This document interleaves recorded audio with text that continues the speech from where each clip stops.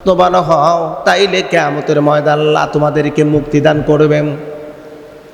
কিন্তু দুঃখজনক হলেও সত্য, আমরা যারা পলিটিক্যাল লিডার, আমরা যারা নেতৃত্ব দেয়, আমরা যারা বড় বড় নেতা, কখনোই জাতি নিয়ে চিন্তা করি না, আমাদের অধীনস্থ ব্যক্তির সম্পর্ক নিয়ে চিন্তা করি না। আমাদের চিন্তা হলো নিজে খাও, অন্য ব্যক্তি মরে যায় যাক, তাতে কোনো সমস্যা নাই, নিজে বাঁচলেই নাকি বাপদাদার নাম, অন্যের ব্যাপারে চিন্তা নাই। অথচ বিশ্ব নবীজি নিজের জন্য যতটুকু চিন্তা করতেন তার চাইতে শত শত গুণ বেশি অধীনস্থ মানুষ, আশেপাশের মানুষ আর সাধারণ মানুষকে নিয়ে বেশি চিন্তাশীল করতেন, চিন্তা থাকতেন। আল্লাহর নবী ইচ্ছা করলে তিনি প্রাচুর্য বৃদ্ধি করতে পারতেন, সাংশয়িকতে থাকতে পারতেন। হযরত ওমর রাদিয়াল্লাহু তাআলা আনহু বর্ণনা করেন, আল্লাহর নবীকে বিশেষ উদ্দেশ্যে আমি তলব করতেছিলাম, জানতে পারলাম বিশ্ব নবীজি ঘরের মধ্যে আছেন। আমি ঘরের দরজায় গিয়ে সালাম দিলাম, হুজুর আমাকে অনুমতি দিলেন, ঘরের মধ্যে প্রবেশ করলাম। আল্লাহর নবীজি শোয়া ছিলেন। আমি যাওয়া মাত্রই রসুল বিছানা থেকে উঠলেন। তবে রসুল যেখানে শুয়েছিলেন ওই বিছানাটা ছিল খাটের উপর থেকে রসুল যখন বসলেন, রসুলের পিঠে, রসুলের পরনে কাপড়, কিন্তু পিঠটা খালি খোলা হয়ে গেছে। আমি লক্ষ্য করে দেখি নবীজির পিঠের মধ্যে ওই খাটের রশিগুলো যেন পুরো শরীরের মধ্যে যেন ঢুকে গেছে। খাটুরিটা ছিল খেজুর পাতারা মোড়ানো রশি। পিঠের দিকে তাকায় আমার চোখ দিয়ে পানি ঝরঝর করে বের হলো। আমি বললাম, ইয়া রাসূলুল্লাহ, পৃথিবীতে কত রাজা বাদশা আছেন, আপনিও তো রাষ্ট্রপ্রধান, আপনিও তো একজন প্রেসিডেন্ট, ও নবীজি, তারা তো কত সুখ স্বাচ্ছন্দ্য, কত আরাম এসে থাকে, আর আপনি এই খেজুরে পাতার মোড়ানো খাটে শুয়ে থাকেন, আপনার পিঠের মধ্যে দাগ হয়ে গেছে। হুজুর অনুমতি দেন, আপনার জন্য নরম আরামদায়ক একটা বিছানা তৈরি করে দেই। আল্লাহ রাসূল বললেন, ওমর, এই পৃথিবীতে আমি সুখ স্বাচ্ছন্দ্য আনন্দ করার জন্য আসি নাই রে ওমর। তুমি কি জানো, এই দুনিয়ায় মমিন যত কষ্ট করবে আল্লাহ ওই কষ্ট অনুযায়ী আখেরাতে মমিনকে তত বেশি সুখ দান করবে। যত কষ্ট করবে মমিন এই দুনিয়ায়, আখেরাতে এই কষ্টটাকে আল্লাহ পাক সুন্দর করে রিজার্ভ করে সেই তুলনায় আখেরাতে বেশি বেশি সুখ স্বাচ্ছন্দ্য দান করবে। ওমর রে, আমি আরামদায়ক বিছানায় ঘুমাবো। আমার এই মদিনার রাজ্যের, এই মদিনার কত মানুষ, আমি যতটুকু সুখ শান্তিতে ঘুমাই, শান্তিতে ঘুমাই, মদিনার এমন কিছু মানুষ আছে রে, তাদের ঘর নাই, বাড়ি নাই, খোলা ময়দানে ঘুমাই। ওমর, ওদের ব্যাপারে রব যদি জিজ্ঞাসা করে আমি তো জবাব দিতে পারবো না, জবাব দিতে পারবো না। সুবহানাল্লাহ একটু বলবেন না? আহা, সোনালি সেই যুগ। এই জন্য রসুল বলছেন, খায়রাল কুরুনি কারনি, আমার যুগ হলো জাতির যতগুলো যুগ আসবে তাদের মধ্যে সর্বশ্রেষ্ঠ যুগ হলো আমার যুগ। রসুল বলেছেন, খায়রাল কুরুনি কারনি, আমার যুগ সর্বশ্রেষ্ঠ যুগ। জোরে বলেন সুবহানাল্লাহ। একটু চিন্তা ফিকির করে দেখেন, এটা বাস্তব কথা। কারণ আমরা প্রতিটা মানুষ, আজকে যদি কোনো সন্তান জন্ম নেয়, স্বাভাবিক কোনো মতো জ্ঞান আসা মাত্রই ওর শরীরের ভিতরে রাজনীতি ঢুকে যায়। আমাদের প্রতিটা শরীরের কোনায় কোনায় রাজনীতি ঢুকে গেছে। সব মানুষ রাজনৈতিক আসক্ত। আজকে আমরা নেতা খুঁজি, ওই নেতাকে আমরা গ্রহণ করি যার প্রাচুর্য আছে, সম্পদ আছে, টাকা পয়সা আছে, যার বডি ফিগার একটু ভালো, যার ডাকে 100-200 মানুষজন আসবে অস্ত্র নিয়ে, লাঠি ফালা নিয়ে মারামারি করার জন্য। ক্ষমতাদার ব্যক্তিকে খুঁজি, টাকাওয়ালা, পয়সাওয়ালা। কিন্তু আমরা এটা খুঁজি না সততা আছে কার, কার ভিতর দিনদারি আছে, কার ভিতর পরহেজগারিতা আছে, কার ভিতর আমানতদারি আছে, এমন নেতাকে খুঁজি না, খুঁজি যার টাকা বেশি। এমন নেতা সে যে কোনো ধরনের হতে পারে। কথা বলেন, এরকম নেতা খুঁজি না আমরা। ও বন্ধু, আল্লাহর নবী দিন সাহাবায়ে কেরামদেরকে শিক্ষা দিয়েছেন, আর এই শিক্ষাটাই ছিল তাদের মাঝে সর্বশ্রেষ্ঠ বাস্তবতা। আর এই বাস্তবতার নিরিখে চলেছে, এই জন্য দুনিয়ায় তারা কষ্ট পেয়েছে, কষ্ট করেছে, আর আল্লাহ সুবহানাহু ওয়া তাআলা তাদেরকে জীবদ্দশায় জান্নাতের সুসংবাদ দান করেছে। আমরা কষ্ট করতে পারি না, কষ্ট করব না। আমাদের এই ত্যাগ, আমাদের স্যাক্রিফাইস না থাকার কারণে এখনো আল্লাহ পাক জান্নাত কিন্তু উন্মুক্ত রেখেছেন। 1400 বছর আগের আল্লাহ এখনো সেই আল্লাহ, 1400 বছর আগের যেই জান্নাত এখনো সেই জান্নাত। এখনো ঘোষণা দেওয়ার সুযোগ আছে। হয়তো ওহীর দরজা বন্ধ, কিন্তু ইলহামের দরজা কিন্তু এখনো খোলা। এখনো ইলহামের দরজা খোলা। কেউ আমরা সুসংবাদ পাচ্ছি না, আল্লাহর জান্নাতের সুসংবাদ আমরা পাচ্ছি না।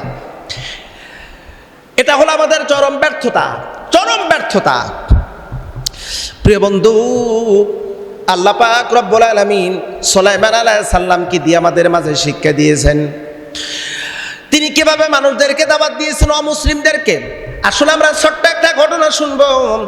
আল্লাহ পাক রব্বুল আলামিন সেই কথাগুলো কোরআনুল কারীমের মধ্যে পরিষ্কারভাবে উল্লেখ করেছেন। সুলাইমান আলাইহিস সালাম তিনি তার রাজদরবারের সমস্ত মানুষজন লইয়া ইয়েমেনের একদম নিকটে একটি রাজ্যে তিনি অবস্থান করতেছিলেন। তার একদম প্রিয় একটা পাখি ছিল, যাকে বেশিরভাগ খবর দিতেন আল্লাহ পাক। এই পাখিটার ব্যাপারে হুদুদ পাখির ব্যাপারে কোরআনুল কারীমের ভিতরে সুন্দর করে বর্ণনা করেছেন। এই পাখিকে আল্লাহ পাকে এমন কিছু জ্ঞান, এমন কিছু মুজিজা দিয়েছেন, এমন কিছু মুজিজা দিয়েছিলেন। এই পাখি যদি জমিনের ভিতরে ঠোঁটটা ঢুকায় দিত, মাটির মধ্যে ঠোঁটটা ঢুকাতেই বুঝতে পারতেন এই জমিনের উপরে কখন আল্লাহর বাড়ি ধারা বৃষ্টির পানি বর্ষণ হবে। এই খবর, এই ক্ষমতা আল্লাহ পাক এই হুদুদ পাখির মধ্যে দিয়েছেন। অবস্থান করতেছিলেন, হঠাৎ করে সুলাইমান আলাইহিস সালাম বললেন, আমার হুদুদ পাখি কই, আমার হুদুদ পাখি কই, আবহাওয়া কেমন, কোন অবস্থায় আমি একটু জানতে চাই। কে যেন বললো হুদুদ পাখি নাই, কোথাও জানি গিয়েছেন। হযরত সুলাইমান আলাইহিস সালাম রাগ করে বললেন, হুদুদ পাখি যেখানেই থাকুক, কোনো না কোনো এক সময় আমার কাছে আসবে, আর আমার কাছে আসলে আমি তাকে জবাই করব আর ভুনা করে খেয়ে ফেলব। যদি সে উপযুক্ত যুক্তিকতা যদি প্রমাণ যদি না দেয় কোন কারণে সে কোথায় গিয়েছিলাম। দেখা গেল কিছুক্ষণ পরে হুদুদ পাখি চলে আসলো। আসার পরে সুলাইমান আলাইহিস সালাম বললেন, আমি শপথ গ্রহণ করেছি এই মর্মে, তুমি যদি সঠিক যুক্তি যদি উপস্থাপন করতে পারো কোন কারণে কোথায় গিয়েছিলাম, এইটা যদি সঠিক উপস্থাপন যুক্তি দিতে পারো, তাহলে তোমাকে মুক্ত করে দেবো, নতুবা তোমাকে জবাই করে ভুনা করে খেয়ে ফেলবো। হুদুদ পাখি বললেন, ওগো আল্লাহর নবী সুলাইমান, আমি পাশের একটা জঙ্গলের ভিতরে গেলাম, আমার মতন আর একটা হুদুদ পাখিকে পেলাম, তার সাথে দীর্ঘ সময় কথা বললাম। সে যেখানে অবস্থান করে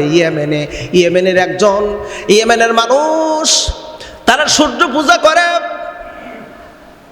আগুন পূজা করে। ও আল্লাহর নবী, সেই রাজ্যের রাজা একজন মহিলা, সেই রাজ্যের একজন রানী আছে, সে কিন্তু আল্লাহর প্রতি ঈমান আনয়ন করে না। হযরত সুলাইমান আলাইহিস সালাম বললেন, তাই যদি সত্যি হয় তোমার কথা, তাহলে আমি একটা চিঠি লিখবো, ওই চিঠিটা তুমি নিয়ে যাও, ইয়েমেনের রানীর কাছে এই চিঠিটা পৌঁছে দাও। চিঠি লিখলেন হযরত সুলাইমান আলাইহিস সালাম, আর হুদুদ পাখিকে দিয়ে দিল।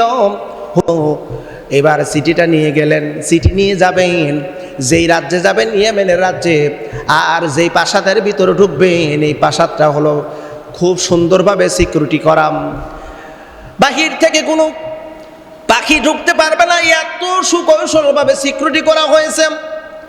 কোরআনুল কারীমের ভিতরে যদিও বলা হয়েছে, আল্লাহ পাক বললেন, সুলাইমান আলাইহিস সালাম বললেন, ইজহাব বিকিতাবি হাযা ফালকিহি ইলাইহিম যাও ইজহাব বিকিতাবি, আমার চিঠি নিয়ে চলে যাও, সেখানে পৌঁছে দাও, আর চিঠির জবাব কি আসে চিঠির জবাব আমার কাছে দাও। যদি তুমি সত্য কথা বলে থাকো অবশ্যই কাজগুলো তুমি যথাযথ পালন করবে। হুদুদ পাখি চিঠি নিয়ে রওনা হলেন, চলে গেলেন। চতুর্দিকে সিকিউরিটি খুব সুন্দরভাবে পরিবেষ্টিত করা, পাথর দ্বারা নির্মিত প্রাসাদ। হুদুদ পাখি কোনো মতো কৌশল করে ভিতরে ঢুকলেন। রানী বিলকিস শুয়ে আছে, পরন্ত বিকেলবেলা শুয়ে আছে, বুকের উপর চিঠি দিয়ে হুদুদ পাখি রুমের কোনো এক জায়গায় আড়ালে লুকায় পড়লেন। ঘুম থেকে রানী বিলকিস উঠলেন, ওঠার পরে একটা কাগজ দেখে অবাক, আমার রুমের ভিতরে কোনো মানুষ আমার অনুমতি ছাড়া কেউ প্রবেশ করতে পারবে না, দরজা জানালা সব আটকানো, কিন্তু আমার কাছে চিঠি আসলো কোথায়? ইয়েমেনের মানুষ আরবি ভাষা সম্পর্কে বুঝতাম। চিঠি পড়লেন, চিঠি পড়ার পর উপস্থিতভাবে রাজদরবারের সমস্ত মন্ত্রী পরিষদদেরকে নিয়ে বৈঠকে বসলেন। জরুরি বৈঠকে রানী বিলকিস বলতে লাগলেন, ও মন্ত্রী পরিষদরা, আমার কাছে একটা আশ্চর্যকর চিঠি এসেছে। কে এনেছে, কে দিয়েছে, কে আমার কাছে চিঠি পৌঁছে দিল বুঝতে পারলাম না, তবে চিঠি একজনের কাছ থেকে আসছে, সেই কথাটাই চিঠির মধ্যে লেখা রয়েছে। মন্ত্রী পরিষদরা বলল, আমাদের রানী, আপনি বলুন কে চিঠি দিয়েছে?